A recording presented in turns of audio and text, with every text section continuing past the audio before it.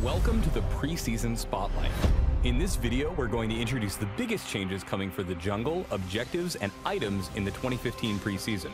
You can think of this as a high-level overview. If you want more details, hit up the preseason microsite and the patch notes.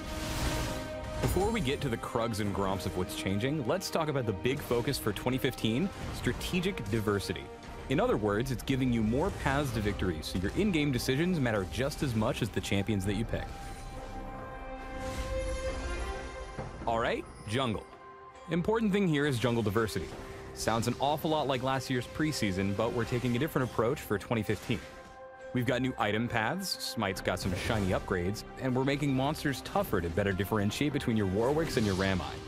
Also, there's a crab. First, spirit items are gone.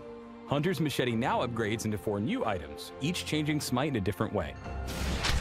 Stalker's Blade is gank focused, letting you smite enemy champions for damage and a slow.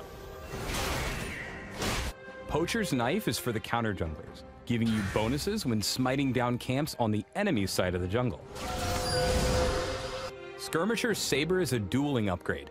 Smite an opponent and gain a combat buff against them for a few seconds. Finally, Ranger's Trailblazer is your farm-focused pickup, turning your smite into an AoE and restoring health and mana on use. You can also buy enchantments, ensuring you get the endgame stats you need. Be sure to read up on those because we are not explaining them here. We're also adding bonuses for smiting monsters. Smite the raptors to get a true sight buff when you're spotted by a ward. Merc Wolves recruit a ghost that provides vision. Gromp hooks you up with a poisonous thornmail. Krugs let you stun monsters every few attacks. And smiting red or blue restores health or mana. You can probably figure out which is which. Finally, under the jungle category, we've got your new favorite camp, the Rift Scuttler. This tanky crustacean actively avoids combat, but if you bring him down, he gives vision of either the Baron or Dragon Pit and a speed shrine for all your teammates. Thanks, Crab. Next up, let's talk about objectives. They're changing, strategically. First, turrets.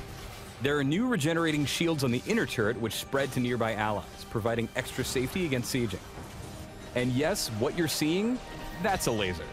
This is a new change for the inhibitor turret, and it slows and causes whoever it hits to deal less damage, to help with those pesky split-pushing Jaxes.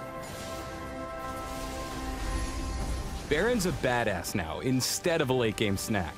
Not only will you have to actually pay attention when taking down Baron, but when you finally do, Baron buff now lets you recall twice as fast while also giving your nearby minions super siege power.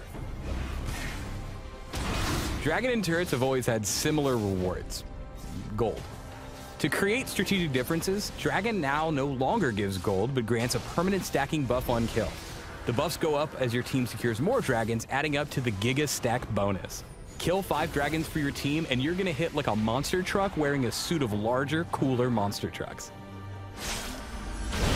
This year, we focused on strategic items that benefit your team more than just giving you an individual pile of stats. First, there are new elixirs. Ruin gives bonus damage to towers and boosts your split pushing. Sorcery gives ability power and true damage on hit. Iron buffs your size and boosts the movement speed of any ally who follows you.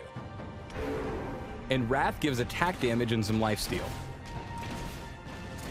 Each of these is tailored to your specific needs at any point in the game. Second, meet Righteous Glory. Stats aside, Righteous Glory's active gives a big movement speed bonus when running towards those super annoying disengaged teams. After a few seconds, you'll emit a massive slowing pulse that hits all nearby enemy champions.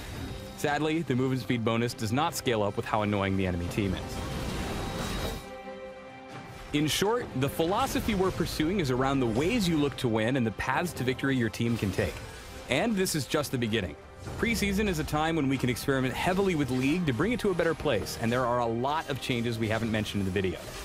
Be sure to check out the microsite and the patch notes for more details, but for now, this is your preseason spotlight signing off.